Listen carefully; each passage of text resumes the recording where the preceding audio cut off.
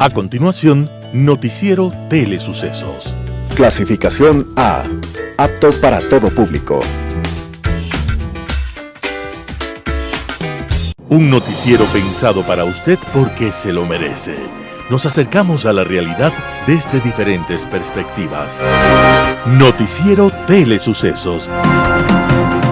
Primera parte del Noticiero Telesucesos con las noticias más importantes del día.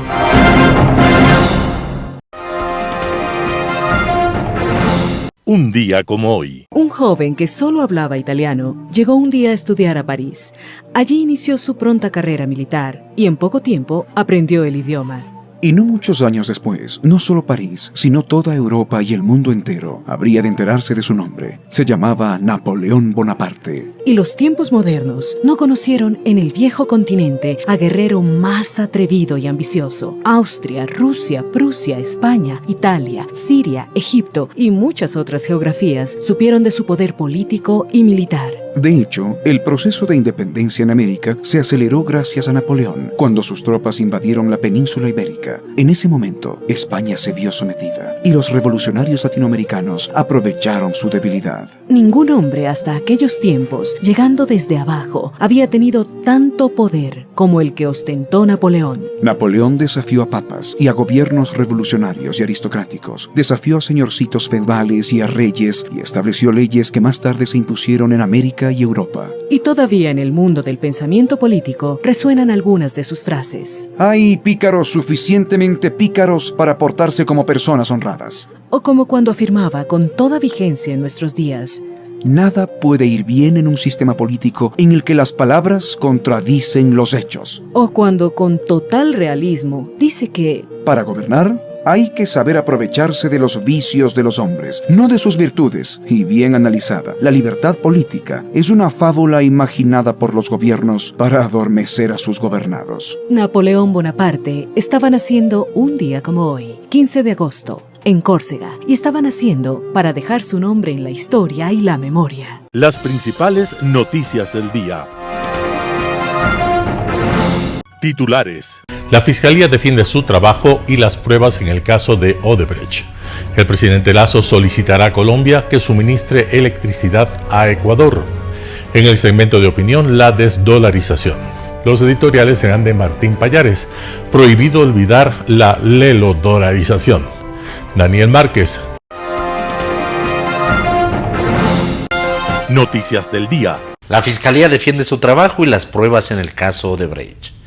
El viernes último, el Supremo Tribunal Federal de Brasil aseguró que las pruebas usadas contra políticos acusados de recibir sobornos conseguidas de los sistemas tecnológicos de Odebrecht están contaminadas y no pueden ser utilizadas. Estas pruebas fueron usadas contra el ex vicepresidente Jorge Glass, quien responde por cargos de corrupción ante la justicia, según informó la propia Corte brasileña. La Fiscalía emitió un comunicado sobre esto. La institución de control considera que hay una intención de desacreditar la sentencia obtenida en el caso de Odebrecht, así como se han intentado infructuosamente con otras causas ya sentenciadas. Dice, la Fiscalía indica que hay un trabajo amplio que sirvió para el caso. La sentencia del caso de Odebrecht fue emitida por un tribunal de la Corte Nacional de Justicia y ratificada en apelación y casación. 9 magistrados en total, con base en la abundante prueba presentada por esta institución, misma que fue obtenida de forma legal y objetiva, que incluye procedimientos abreviados en los que los sentenciados asumieron su responsabilidad, testimonios, pericias y documentos, dice el mensaje que se difundió en redes. Además, durante el juicio se presentaron decenas de pruebas periciales que incluyen audios y transcripciones de las conversaciones entre los involucrados, en las que describen montos y métodos para la comisión del delito, asegura la Fiscalía. Finalmente rechazó este nuevo intento de desviar la atención de la ciudadanía para afectar la credibilidad y el trabajo comprometido de esta institución. Presidente Lasso solicitará a Colombia que suministre electricidad a Ecuador. La época de sequía en la cuenca oriental se acerca y Ecuador aún no ha resuelto cómo atenderá su demanda interna de electricidad. En la cuenca oriental están las 8 principales hidroeléctricas de Ecuador, como Coca-Codo, Sinclair y Paute. Una reducción de las reservas de agua a partir de octubre del 2023 en esta zona del país amenaza el normal abastecimiento de electricidad del país. Frente a ese posible escenario, el ministro de Energía, Fernando Santos, dice que el presidente Guillermo Lasso hablará con su homólogo colombiano, Gustavo Petro, para pedirle que suministre entre 300 y 400 megavatios a Ecuador. Si Colombia nos da electricidad, no habría necesidad de importar gas natural, dice Santos. La importación de gas natural en el estiaje costaría 250 millones de dólares, mientras que la compra de electricidad a Colombia demandaría de unos 25 millones de dólares. Para hacer frente al estiaje, el operador estatal de energía SENACE recomendó importar gas natural para abastecer a la central hidroeléctrica Termogas Machala, que está subutilizada. Para operar al 100% de su capacidad, que es de 230 megavatios, esa central termoeléctrica requiere de 61 millones de pies cúbicos diarios de gas natural. Pero ahora el campo de gas natural Amistad, ubicado en el Golfo de Guayaquil y de propiedad de Petroecuador, solo produce 21 millones de pies cúbicos diarios. De ese volumen despacha unos 16 millones de pies cúbicos diarios a Termogas Machala y el resto a industrias de cerámicas. Petroecuador lanzó una licitación que permitiría incrementar la producción de gas natural del campo Amistad de hasta 77 millones de pies cúbicos diarios. Entrevista del día. La mañana de este lunes, Carlos Figueroa en Radio Sucesos, él es consejero del Consejo de Participación y Control Social, habló acerca de las repercusiones políticas por el asesinato de Fernando Villavicencio. Bueno, en estos momentos creo que ya puedo conversar algo sobre lo que sucedió ese día, pero realmente para mí es extremadamente doloroso. El amigo que estaba siempre al lado, convenciéndole y diciéndole, no te preocupes, está bien organizado, estamos haciendo esto, estamos haciendo este otro. Y siempre Fernando llamaba a preguntarme, ¿sabes cómo está esto en tal provincia? A ver, inmediatamente si lo sabía le decía, está bien, no te preocupes, o si no, en este momento pregunto si hay algo que mejorar. Y desde el primer viaje que hicimos a Guayaquil y que entramos en la Federación Médica con mis colegas, me di cuenta que se despertó una pasión en la gente. Usted recordará un local totalmente lleno y la gente apasionada, queriendo toparle al candidato,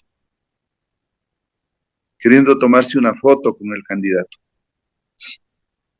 Fueron, qué sé yo, al cuarto día después de la muerte cruzada, no recuerdo bien. Y ese comportamiento se repitió en todo el país. ¿Qué es lo que sucedía en realidad? Los grupos mafiosos tenían terror de que Fernando Villavicencio gane las elecciones, ya que incluso había un concordato entre los grupos políticos para no dar a conocer la verdad. Recuerde usted que todas las encuestas de estos grupos políticos, mafiosos o no, todos se pusieron de acuerdo para ponerle en cuarto, en quinto puesto.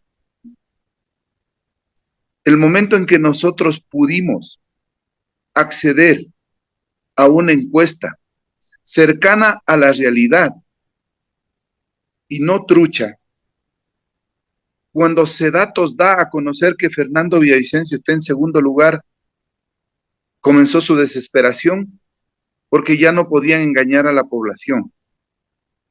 Y la segunda encuesta, que 2 días antes del fallecimiento de Fernando nos dan a conocer desde Sedatos, confirmaba que Fernando Villavicencio seguía en el segundo lugar y subiendo. El hecho de que cegando su vida,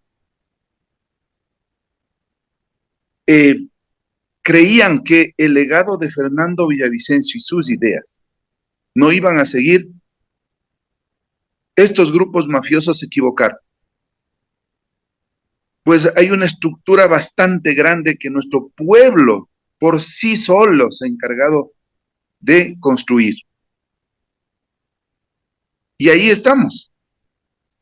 Ahí está Cristian Zurita recogiendo el legado de Fernando que se construyó. Yo le decía a Fernando, todo esto se ha construido colectivamente, Fernando. Tú eres la cabeza. Pero todo esto es colectivo. Son las aspiraciones de todo un pueblo al que no le vamos a defraudar. Nosotros continuamos.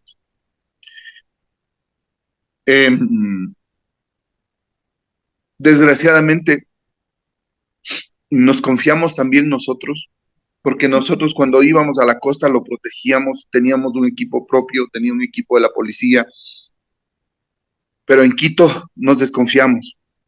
Luis Córdoba también estuvo en Radio Sucesos. Él es doctor en Ciencias Políticas y director del programa de investigación Orden, Conflicto y Violencia de la Universidad Central del Ecuador. El tema, la lógica del asesinato político a Fernando Villavicencio. Veamos lo que dijo.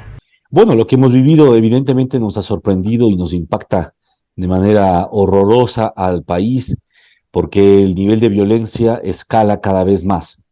Lo primero que he señalado es que el asesinato político es parte de esta espiral de violencia ascendente. En el caso de México, por ejemplo, cuando Felipe Calderón anuncia la guerra contra las drogas en el 2006, a partir del 2007 comienza a crecer de manera acelerada el asesinato contra autoridades políticas electas y funcionarios públicos de alto perfil. En el Ecuador me da la impresión que si continuamos con esta misma estrategia guerrerista y de militarización de la seguridad pública, es muy probable que también continúen los asesinatos políticos en todo nivel.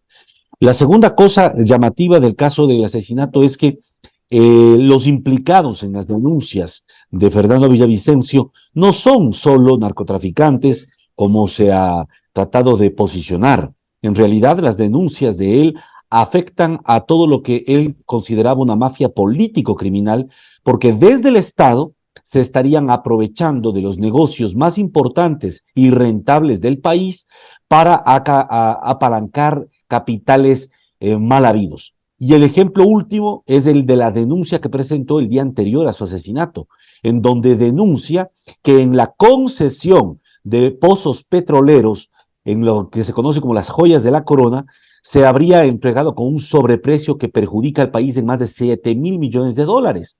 Por lo tanto, hay intereses petroleros que fueron altamente cuestionados por Villavicencio, intereses mineros, telecomunicacionales, donde está incluso vinculado a un candidato presidencial, intereses energéticos, además del narcotráfico.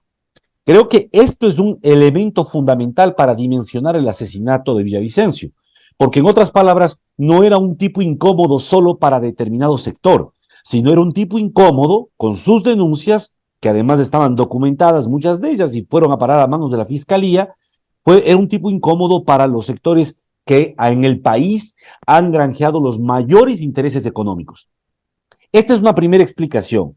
Y la otra dirección es que el asesinato político no solo busca prevenir, porque desde esta primera visión, diríamos, el asesinato de Villavicencio buscaba prevenir que él continúe haciendo estas denuncias y quién sabe si pase a la segunda vuelta o pueda incluso llegar a ganar.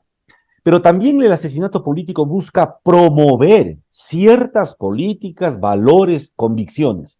Y creo que desde esa otra perspectiva también hay una enorme lógica en el asesinato de Villavicencio.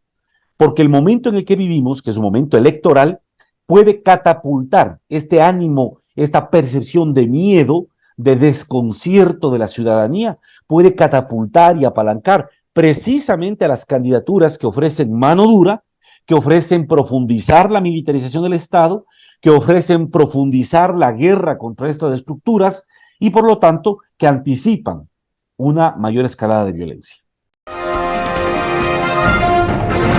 En el programa Impacto Informativo estuvo Arturo Moscoso, analista político, para hablar sobre el asesinato a Fernando Villavicencio. La diferencia, Edgar, con el tema del asesinato de Abdón Calderón Muñoz es que salíamos de una dictadura, ¿no?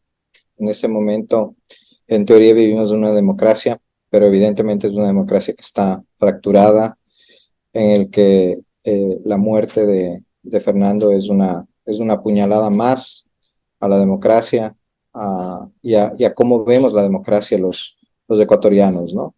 Pero ambos muy críticos, en la diferencia entre los 45 años, pero la similitud, ambos muy críticos, hombres de denuncia. A Abdón Calderón se le dijo el fiscal del pueblo. Fernando Villavicencio llevó a cabo 260 investigaciones como periodista. Es que justamente a eso voy, ¿no? Salíamos de una dictadura. El crimen fue imputado a quienes eran parte de esa dictadura. En ese momento vivimos en una democracia en que en teoría todos tenemos derecho a decir y a pensar como queramos y a que ese pensamiento y esa libertad de expresión se respete, ¿no? A poner el dedo en la llaga en la corrupción y a señalar a los políticos corruptos y a cualquier tipo de corrupción, señalar al crimen organizado, ¿no?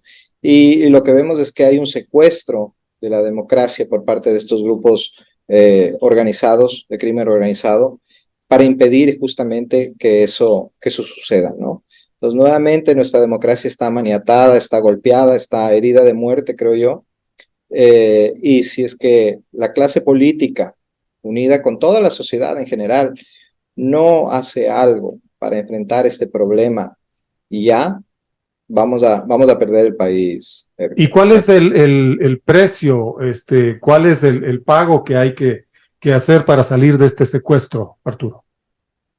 Bueno, Edgar, yo he venido haciendo un llamado desde que se inició este proceso electoral inusual y que lo ratifico ahora, de que todos los políticos, al menos la clase política democrática, ¿no? Porque hay que diferenciar quienes creen en la democracia y quienes no.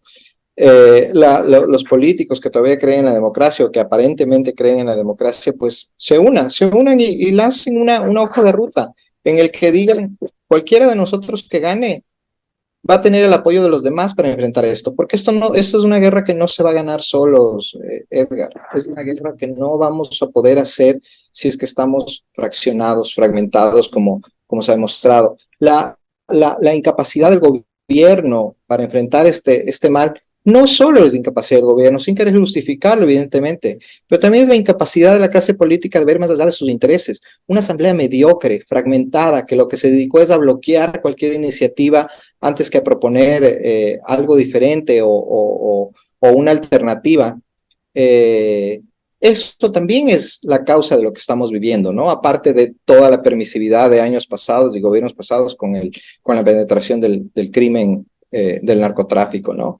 Entonces creo que es el momento de que los políticos depongan sus actitudes, depongan sus egos, se sienten en una mesa, dialoguen y digan, ok, cualquiera de nosotros que gane, que sea el nuevo presidente, va a tener el apoyo de los demás en estos temas. No bueno, eso es lo que se escuchó el día de ayer a propósito del magnicidio, ¿verdad? Se le oyó a Otto Sonnenholzner, se le oyó a Yacu Pérez. Ellos decían, bueno, mañana nos podemos sentar a conversar. Ha pasado todo este día y los otros candidatos no se han sentado en ninguna mesa. No, y tampoco Yacu ni Otto. Edgar, esa es lamentablemente nuestra realidad, ¿no? Nuestra clase política es de pacotilla. Perdona la expresión, pero así es, ¿no? Una clase política que solo piensa en sus egos, en sus intereses partidistas y particulares y no en el país, ¿no? Entonces, todos están pensando en ver, no todos, no estoy generalizando, perdón por la generalización, pero seguramente muchos están pensando en cómo sacarle provecho a esto, ¿no? Frente Cívico Ecuatoriano Francisco Huerta Montalvo escribe lo siguiente: Villavicencio debe ganar. Al pueblo ecuatoriano van nuestras primeras expresiones de solidaridad y hondo pesar a la esposa y madre de los hijos de Fernando, a su familia y allegados políticos. Que la resignación cobije sus almas sin olvidar las causalidades del magnicidio. El asesinato atroz y bárbaro de Fernando Villavicencio por mafias político-delincuenciales que en este siglo han penetrado al país como cáncer social, corrobora la ineptitud del gobierno, del poder judicial, electoral, participación ciudadana, amén del legislativo y el empoderamiento en las instancias del Estado, para por vía del terror pretender sojuzgar al pueblo, repartirse la riqueza de la nación y ejercer el poder para sus intereses y apetitos. Lo dijo también Pancho Huerta. La desgracia, insisto, es que el control de la corrupción está corrupto. Y Fernando Villavicencio enarboló las banderas de las evidencias y de la valentía, confiando que la buena gente del pueblo también es valiente y con la altivez suficiente para enfrentar a quienes se han hecho nuevos ricos a base del saqueo, coimas y narcotráfico, mientras se amparan en la impunidad y compra de la justicia. El dolor y luto del pueblo debe dar su grito desde la ciudadanía, desde cada voto libre y valiente, para honrar su lucha y con quien la acoja, y que la dignidad de todo el pueblo ecuatoriano se enaltezca con la dignidad y memoria de Fernando Villavicencio en busca de una patria para todos, ahora y del mañana para nuestros hijos, como tantas veces lo decía. No es hora de aguantar, es momento de resistir, de continuar su legado combativo por la paz y el vivir bien en nuestra tierra. Don Villa debe seguir ganando batallas junto a su pueblo. El presente es resultado del pasado y el futuro depende de las decisiones que tomemos hoy por los caminos de la democracia representativa y participativa y deliberativa. ¡Viva la patria! Doctor Luis Enrique Plaza, Coordinador Nacional encargado. Un panorama de noticias para su estatura intelectual.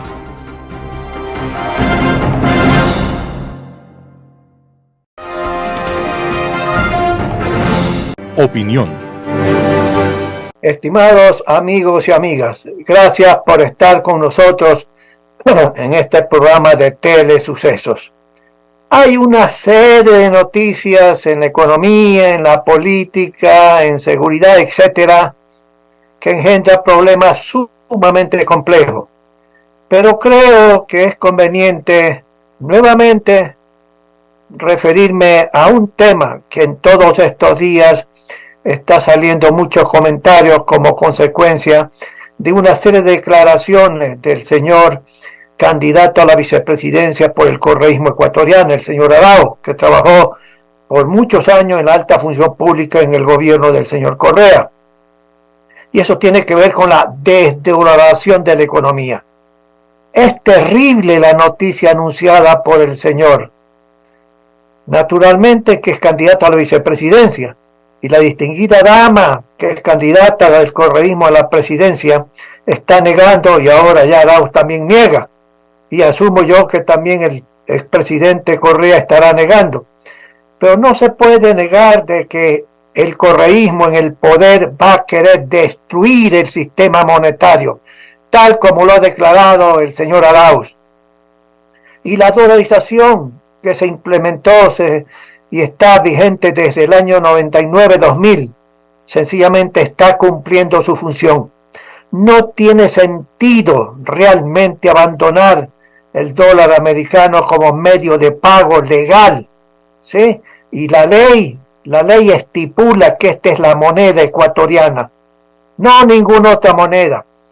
Pero el señor candidato a la vicepresidencia, el señor Arauz, ha dicho sencillamente que cree que eso fue un error la dolarización, y coincide con el expresidente Correa diciendo que fue un error la dolarización de la economía, y eso es falso, totalmente falso, ¿sí? Pero ¿qué es lo que propone fundamentalmente en puntos concretos? Él dice: amigos, crearemos el ecudólares. ¿Qué significa eso? Los dólares ecuatorianos que se supone que el Banco Central emitiría. ¿Qué cosa es eso? No en forma física, sino sencillamente a través de medios electrónicos. Pero los dólares que existen en este momento por parte nuestra, en nuestro bolsillo, en la cuenta corriente del banco, en las cooperativas, la cuenta de ahorros y la cuenta de ahorro en los bancos, y también el sistema financiero privado y público.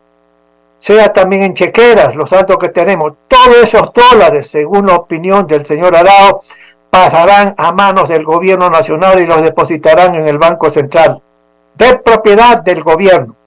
Y a cambio, ¿qué es lo que va a dar el gobierno si estas personas llegan al poder? Los dólares ecuatorianos, EQ-dólares, ¿sí?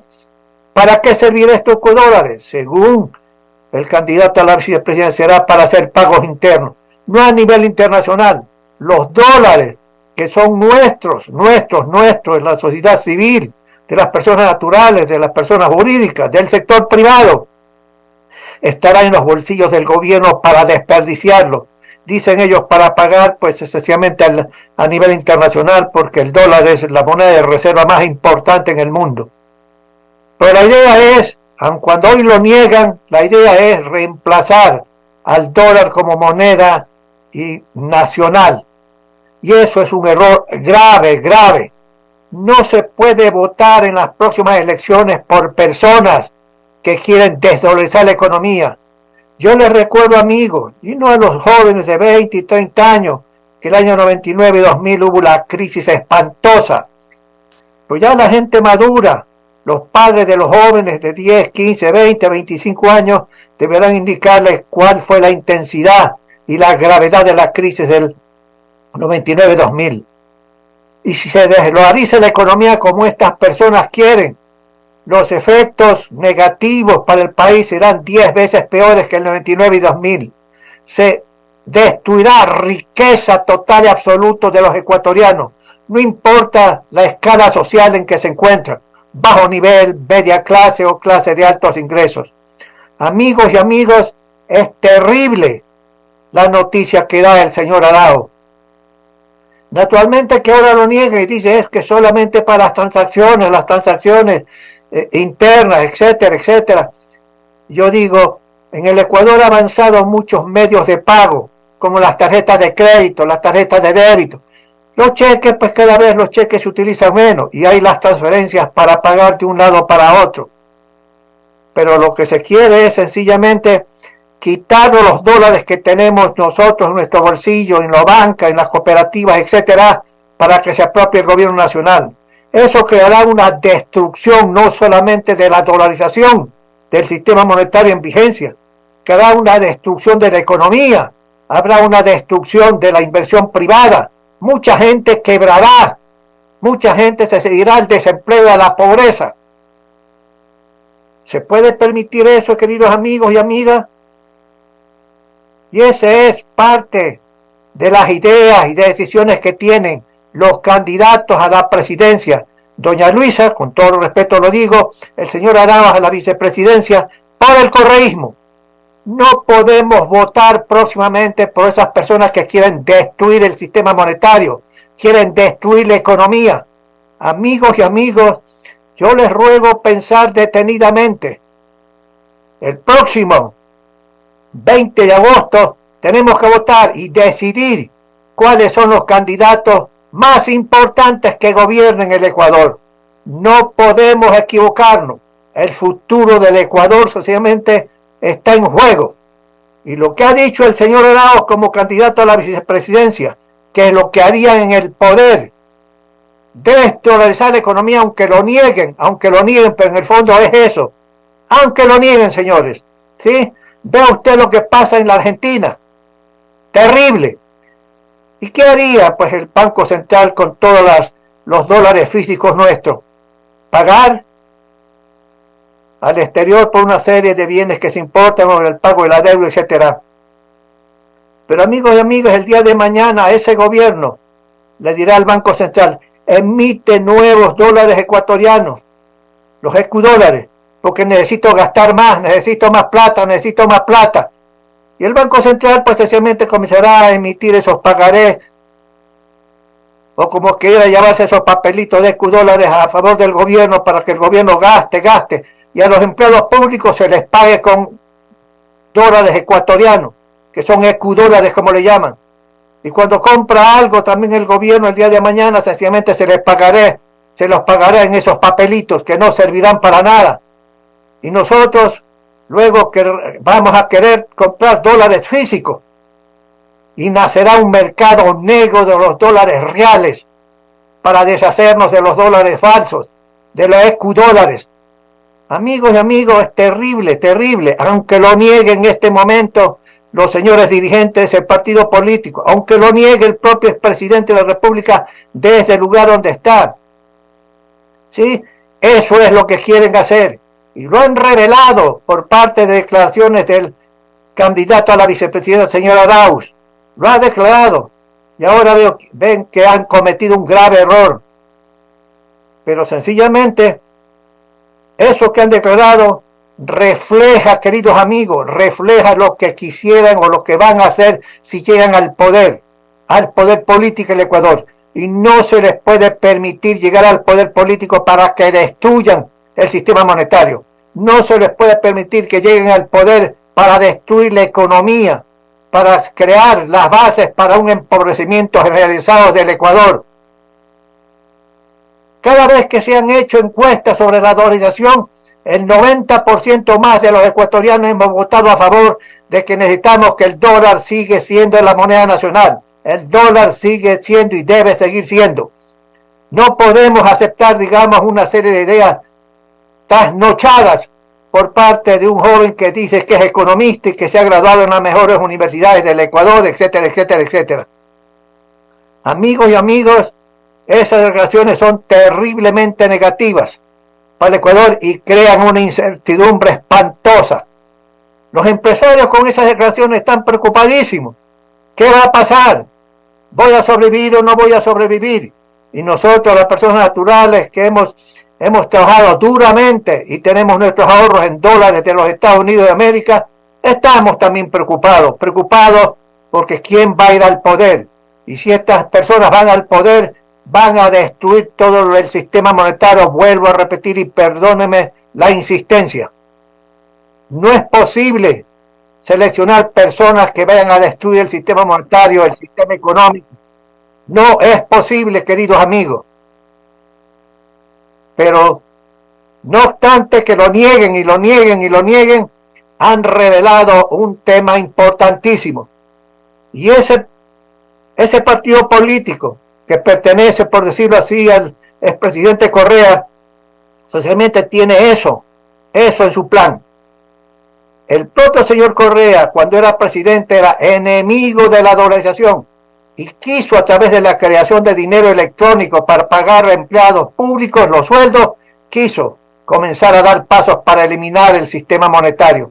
Pero la opinión pública, la gente común y corriente, sencillamente se opuso tenazmente y le dio el mensaje al presidente Correa en ese entonces.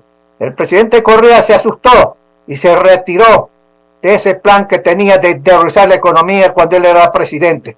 Pero ahora que ya no es presidente, anda pregonando sencillamente que eso fue un error y que hay que deshacerse del sistema monetario de la dolarización.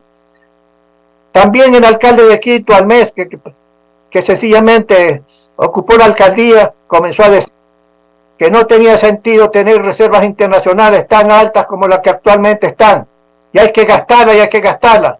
Y él, como secretario del organismo de planificación, parece que no se dio cuenta de que para qué sirven las reservas internacionales en poder del Banco Central del Ecuador.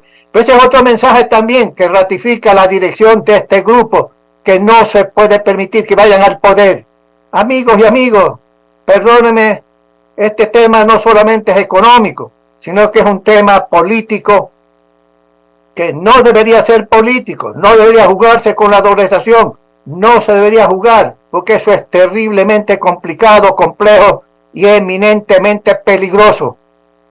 ¿Para qué? Para los ecuatorianos del día de mañana.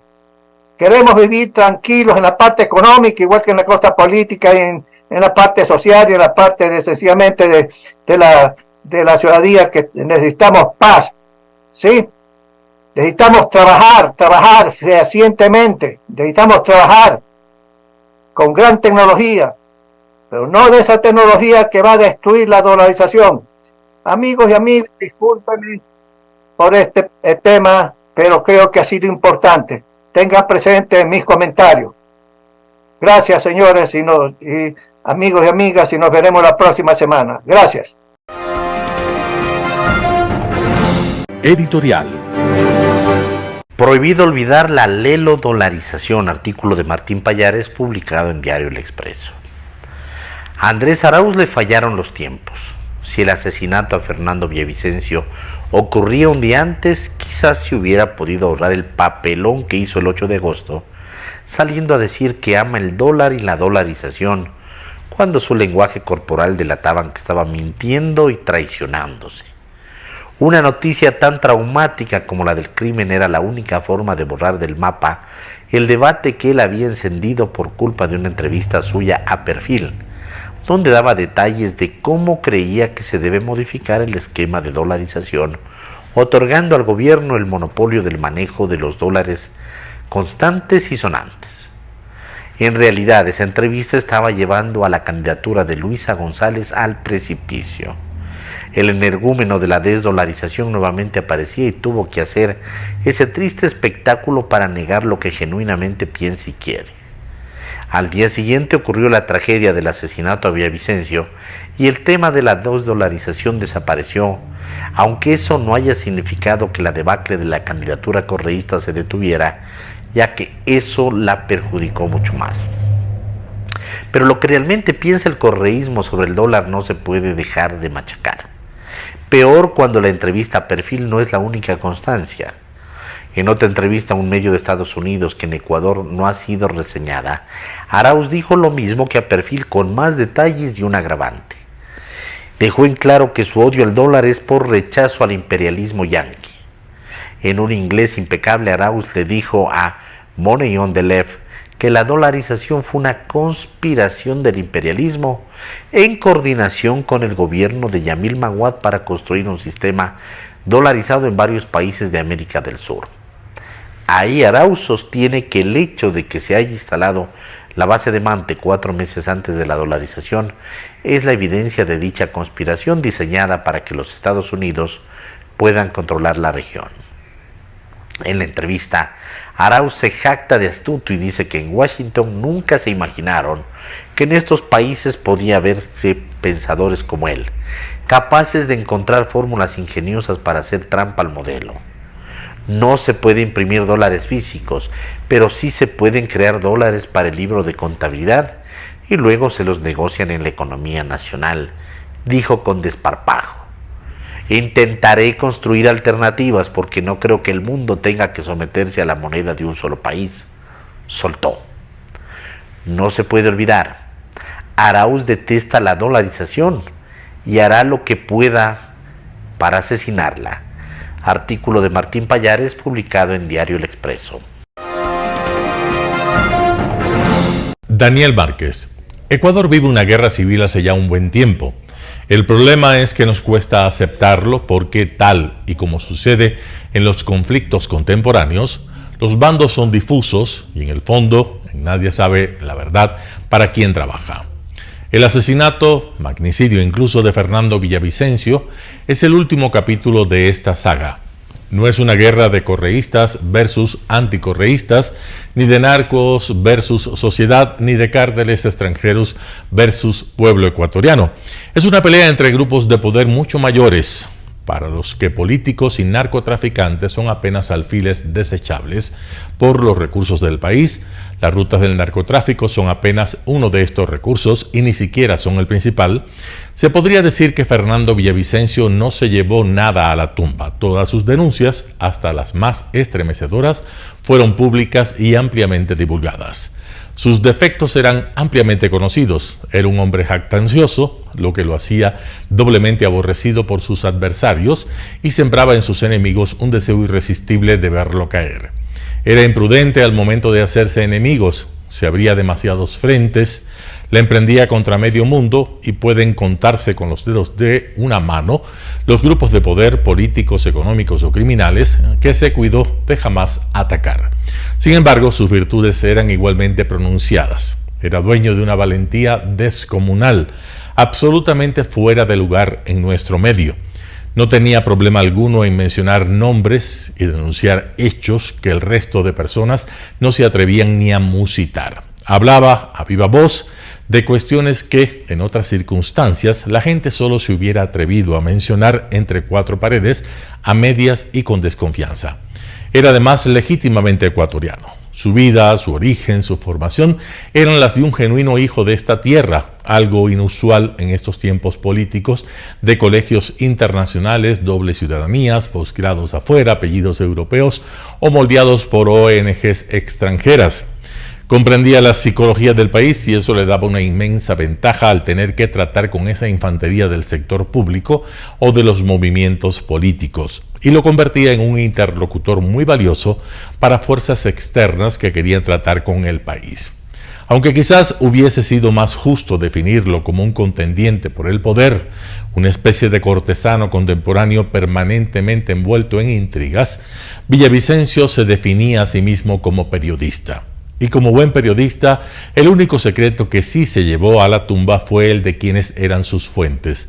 Nunca quedó claro quiénes lo ayudaban, para quién verdaderamente trabajaba. Una interrogante inevitable cuando se tiene en cuenta el calibre de la información que manejaba. Era un sujeto estremecedoramente bien informado. Sus enemigos tenían en común, además de la inquina contra él, el no entender de dónde demonios se había sacado esa información sobre ellos. Investigaciones policiales archivadas, movimientos bancarios en cuentas fuera del país, fotografías de reuniones privadas, expedientes de la justicia de otros países, documentos públicos reservados, detalles de empresas domiciliadas en el extranjero, etc. Muchas de las grandes investigaciones de otros periodistas se construyeron sobre las migajas que Villavicencio les daba y hasta la justicia terminó mal acostumbrándose a depender de la información que les facilitaba. Y parecía que siempre tenía más, que algo se había guardado.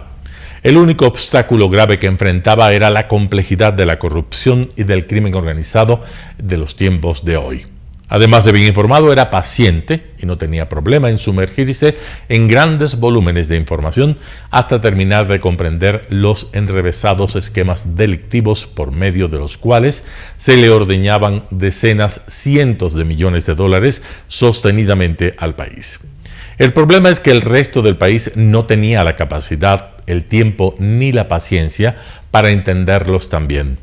La masa solo quería escuchar cosas como Correa robó o banquero corrupto. Los fiscales y jueces del país carecían de la inteligencia y la formación necesarias. Sus colegas periodistas, en su mayoría, no tenían el tiempo ni la fe que se requería para estudiar y entender esquemas tan profundamente deprimentes. Todo lo que denunció está allí, publicado y registrado. Cualquiera que tenga el tiempo, la capacidad de concentración y el hígado necesarios, puede tomarse el tiempo de estudiarlos y entenderlos, algo que sus colegas asambleístas y la justicia del país nunca hicieron. Los nombres de los señalados están ahí, no hace falta repetirlos, tampoco es bueno andarlos mencionando, se ha vuelto peligroso.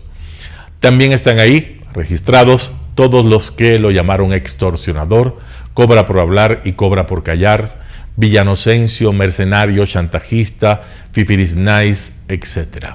Sin embargo, los más asustadores son los que, pese a que los acusó, nunca aparecieron, nunca reaccionaron, nunca dijeron nada, nunca respondieron. Solo permanecieron callados hasta que hablaron fuerte esa tarde en la avenida Gaspar de Villarroel. Es probable que los ejecutores de su asesinato hayan sido los grupos del narcotráfico. Sin embargo, las propias investigaciones de Villavicencio ayudaban a entender que los políticos corruptos y los narcotraficantes no eran más que simples marionetas, apéndices de grupos mucho mayores que se nutrían de la riqueza energética, minera, portuaria, financiera del país y sobre todo del trabajo de los ecuatorianos, del que se apoderaban por medio del saqueo organizado de las finanzas públicas. El Estado podría triturar al narcotráfico si quisiera. 2 años, a lo sumo, bastarían para que con una nueva doctrina y el entrenamiento apropiado, formar la gente necesaria para aniquilar a todas esas hordas de toxicómanos de baja escolaridad y costumbres bestiales. ¿Por qué no se lo hace? Porque a nadie le conviene. Porque esa masa de efectivo que día a día las bandas extorsionan a los presos, a los negocios vacunados o que recaudan traficando combustible y vendiendo en el microtráfico se necesita. Ese dinero es el que echa a andar todos esos pequeños negocios que desafían la aritmética, que se destina a sobornos cuyos recipientes después los lavan pacientemente, que se transforma en oro ilegal para su almacenamiento y transporte, que mantiene el chulco en el que se asienta gran parte de la economía informal ecuatoriana, que financia la carrera de deportistas, artistas y políticos en formación, que permite que tantos funcionarios públicos corruptos jueguen a ser clase media alta. Es el sistema circulatorio que mantiene la economía subterránea operando para que los grandes, cada uno con sus aliados y patrocinadores extranjeros, puedan apropiarse del verdadero botín, el Estado y la tierra. Además, esos mismos miembros del narco, que inexplicablemente se contentan siempre con tan poco, son los ágiles verdugos a los que los poderosos pueden apelar siempre que necesitan hacerse cargo de sus trapos sucios. ¿Por qué irse contra ellos? ¿Cui bono? Los enemigos de Villavicencio y los beneficiarios de su muerte son tantos, pero tantos que sería imposible señalar a un sospechoso en especial. La única certeza es que la posibilidad de que se colara a la segunda vuelta y por lo tanto a la presidencia de la República resultaba intolerable para muchos. Una cosa era Villavicencio periodista o Villavicencio legislador, dueño apenas de su voz. Otra cosa hubiese sido, por más diminuta que fuese la posibilidad, Villavicencio en el Ejecutivo, con control directo de la fuerza pública, del sistema penitenciario, del presupuesto del Estado, de las empresas públicas, los ministerios y la diplomacia. Para varios eso significaba un riesgo cuantificable en decenas de millones de dólares o decenas de años de cárcel, muchísimo más de lo que costaba un asesinato por encargo para curarse en salud. Probablemente a corto plazo el asesinato de Villavicencio pase a engrosar la amplia lista de los crímenes en nuestro país, cuya pista se extingue en sicarios de poca monta o en los muros de las prisiones. Eso pasa cuando una sociedad deja de creer en la verdad y de añorarla. La gente quiere respuestas simples y acordes a sus deseos. Los periodistas tienen prisa y pereza. La justicia se resigna rápido y se conforma con verdades procesales que permitan cerrar rápido los casos. Quienes sí saben la verdad de los hechos pierden la fe, no confían en nadie, creen que lo que conocen a nadie importa y optan por guardar silencio. Sin embargo, a largo plazo la verdad siempre sale a la luz, tarde o temprano, y llega la retribución, llámese karma, justicia divina o lo que sea. Algún día se sabrá que hubo, de verdad, detrás de este parteaguas de nuestra historia, de este asesinato político que deja la inevitable sensación de que es apenas el primero de muchos más que vendrán. Porque para que luego puedan mejorar las cosas, primero tendrán que ponerse muchísimo peor. Daniel Márquez. Noticias internacionales. El ultraliberal Javier Milei gana las elecciones primarias en Argentina. Argentina sorprende en las primarias y vota al candidato que mejor ha captado el descontento social por el malestar económico, Javier Milei.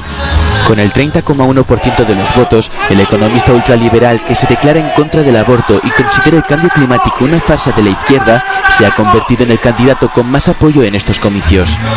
La exministra de Seguridad de la Nación, Patricia Bullrich, obtiene el 17% de los votos y, sumados al del resto de miembros de su coalición Juntos por el Cambio, queda en segundo lugar con el 28,3%.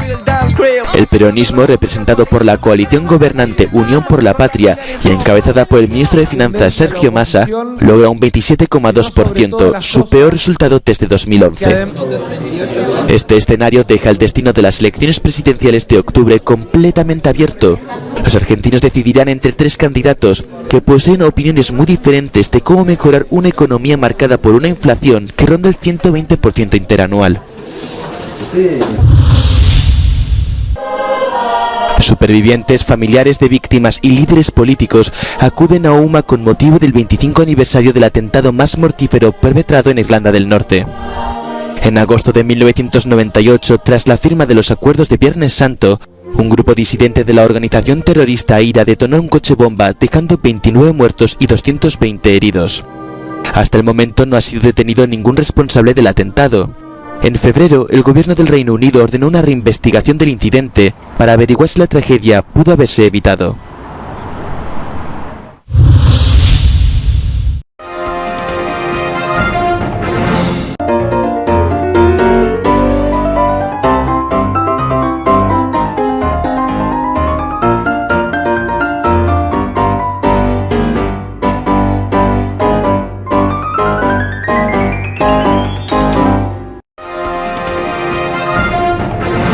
El término arena dejó tiempo atrás de ser sinónimo de muerte.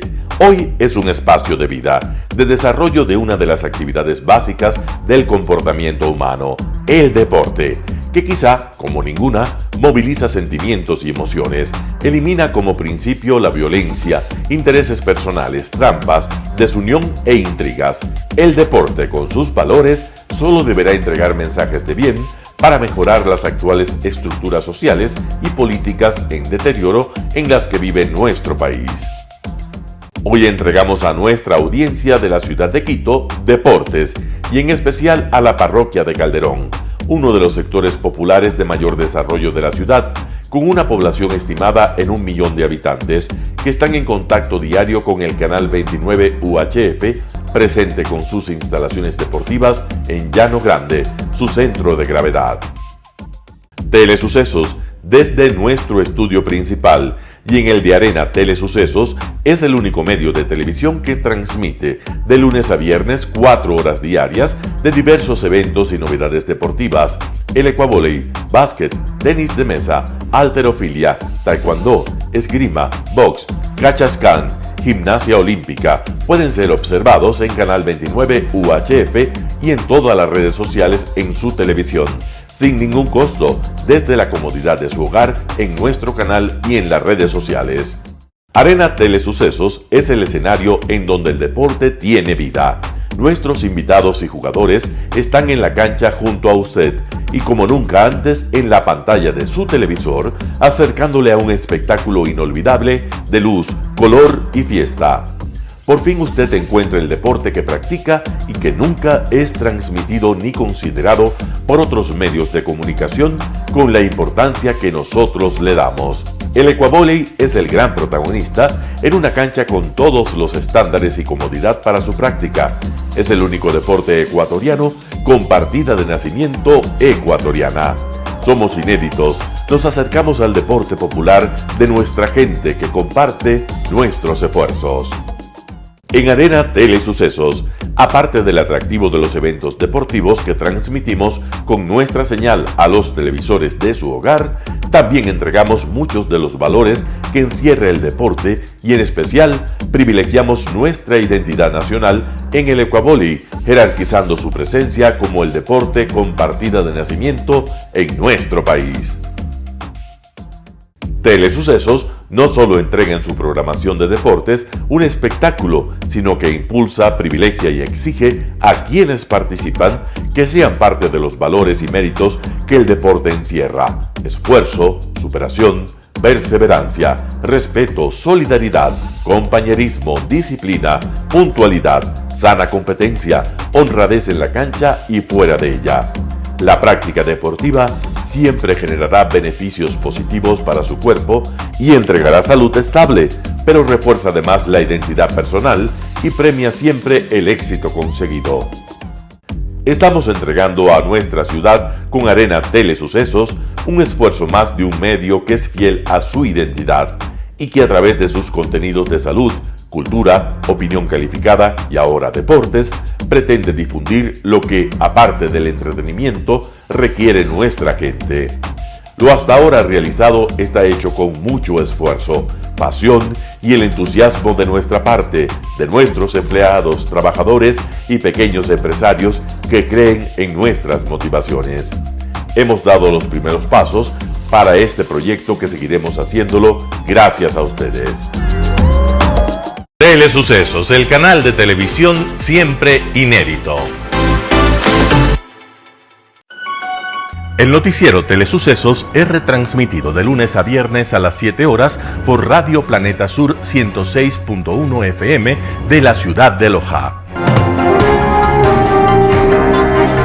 Noticiero Telesucesos.